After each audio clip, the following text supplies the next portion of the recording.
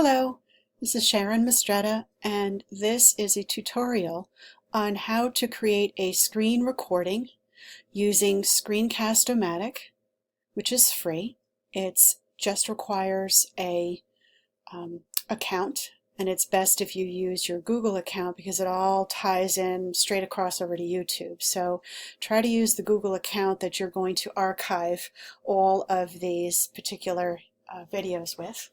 And then also I'm going to show you how to use the video that you've just done and archived in YouTube so that you can pull it into a product called PlayPosit. And PlayPosit allows you to take any video. It doesn't even have to be one that you created, but it can take any video and then you embed questions in it for your students. The idea here is that you would assign this particular video that you've created as a flipped lesson, which means that your lecture is assigned for homework. They have to view your lecture, and there are ways of knowing that they did it. Also, I just want to address first that sometimes parents might object to students using their iPhones and their Androids to view it if they are on their data plan, but if they switch to Wi-Fi and use it on Wi-Fi, then they won't incur the data charges. Also, it's just been my own personal experience as a teacher at Oasis, which is a place where I teach after school in robotics, and this is all my students are citizens of Paterson, New Jersey, and Oasis is a place where we assist families, women and their families of the working poor. So it's been my experience that of all of these students that I have, they all have iPhones or Androids. So even though they might not have Wi-Fi at home, even though they might not have internet at home, this is something that they can view on their iPhone. So there is a place for flipped lessons. What this allows you to do is to get away from a teacher-centered instruction where you're doing this lecture in class and you're switching it to a student-centered environment so that when they come in, then you go straight to perhaps forming teams so that they can collaborate and work on these worksheets and review them together, work on solutions. You can also pose some questions on your smartboard and have the teams come up in a little competition to solve the problem. So it makes for the chance for you to have this as as switching your instruction from teacher-centered to student-centered. Also, one of the benefits of this is that you are able to have this as a resource for your students if they want to review it again, if they still didn't get the concept. That's on one side of the differentiated instruction that can happen. So you might have them view this if they are struggling with a concept, or on the other side of this, I have had the situation as a programming teacher. I've had a situation where I have students who are ready for the next step, ready for the next skill. Rather than hold them back, I assign a project that I know is going to take a certain sequence of skills. If a student is ready, I just point them to a certain skill that I am covering. I will be covering next. They view the flip and then they continue on with their project. That's something it really keeps them occupied and they can scaffold their learning really well. Just as a word of note for flip lessons, this is an accumulation process. So you're able to accumulate these flip lessons. They are short. They shouldn't be long. They should cover one skill. And then you can have them posted to your website so that they can either visit them when they are confused about a skill, need to practice it more, or more importantly, in this scenario, you would be assigning this as your lecture for homework. That's the whole idea of flip. So let's just take a look at what we have to do. I've already downloaded the software and I've clicked on Start Recorder. It puts a red and white striped band around the edge of my screen, so everything that's inside of that band is being recorded. And so I have on here my system settings, and I'm just showing you that I've set my headsets I happen to be on a Mac, but this is something similar in Windows as well. So I have a Logitech USB headset on that I have invoked as input and output. So you can see that it's hearing my voice. You can see that that's happening. So I'm going to just X out of this, and I'm going to then bring up my PowerPoint. And my PowerPoint that I've created is an example. And it's an example of a skill that you would assign for homework or put onto your website so that the students can revisit it. And this happens to be order of operations. And what I'm going to do is I'm going to start the slideshow, and I'm going to demonstrate how I would use this with a student, because what I have to do with this particular segment of creating the flip is that I just have to record my PowerPoint presentation. And if I were to record this for my students, I would start here. So I was showing you all of the mechanics of how to do this, but if I were actually doing this for a student, I would start in my very first page. I would click my Start Recording button, a little red button that happens on the lower left-hand side of your screen, and you just start your recording. It also gives you a countdown if you set it up that way, so it's 3, 2, 1, so you know when to speak.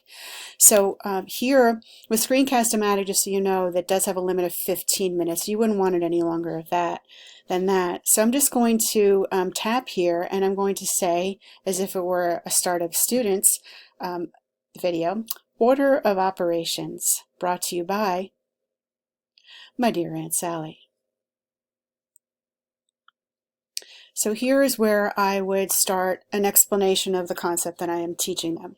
So in order of operations, in order to solve a math problem that has multiple operations in it, such as parentheses, exponents, multiplication, division, addition, and subtraction, it happens in a certain order from left to right.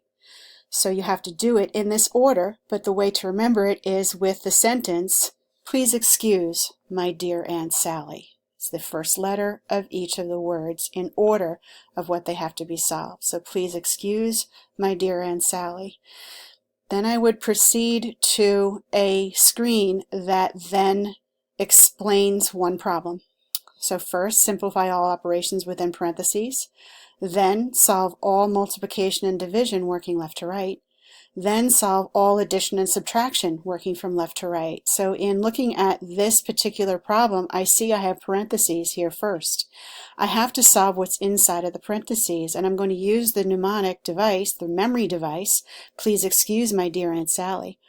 So my parentheses happen first. So 8 plus 21.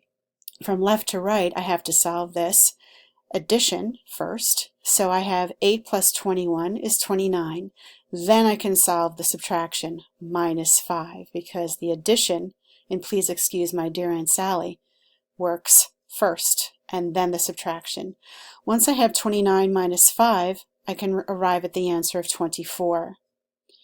Then what I do is I would accomplish the division, because the division would come before subtraction. Dear Aunt Sally, the division happens first. So 24 divided by 3 is 8. Then I can do the minus 7, and the answer is 1.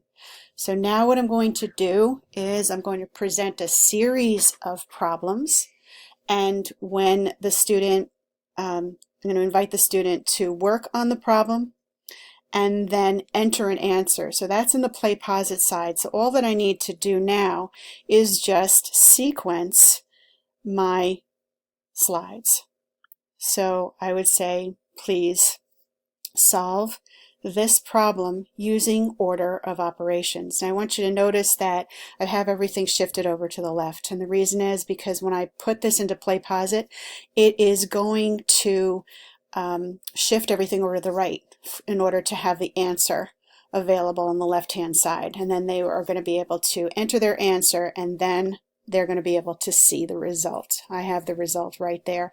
And this is where I would go over the result. So the only reason why I would sequence this, perhaps maybe counting to 10 in my head as to when I'm clicking to the next slide is because on the play pause it side I'm going to need to embed a question, and it kind of puts it over as a marker on the video. So therefore when I'm putting this in, I just need a little bit of room in between the time that I press the equation and then the time that I display the answer, so that I can have a stop in there.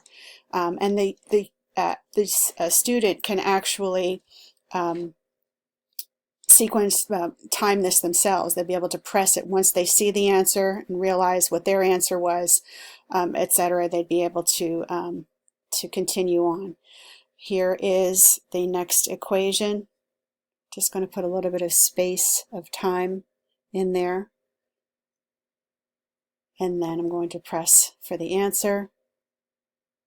It's going to put a little bit of space so that I can then put a play pause it question in there. And again,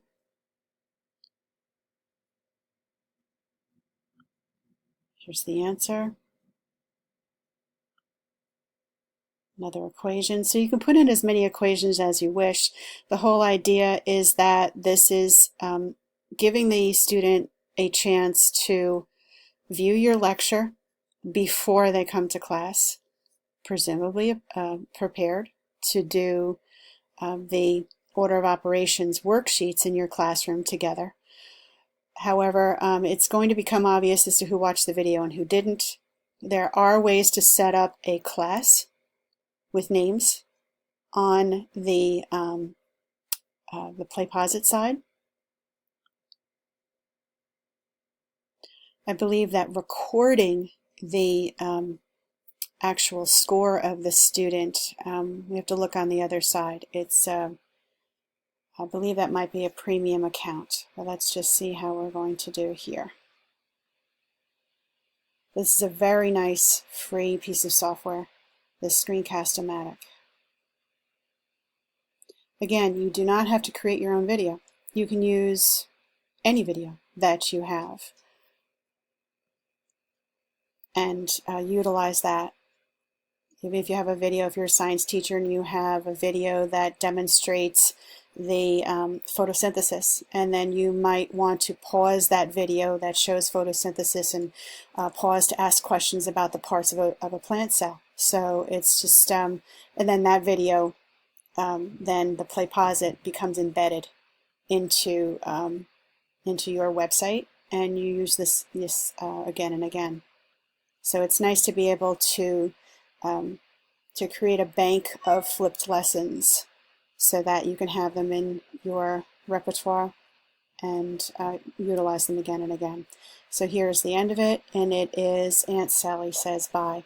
So now what I have to do is I have to see you on the other side, so to speak, because I'm going to have to end my recording, and once I end my recording, it is going to give me an option of what I want to do with it. And I just simply click on the YouTube button. Now, having created my account with my email,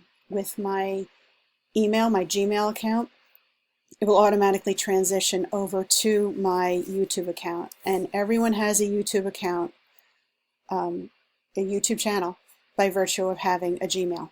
So you already have it.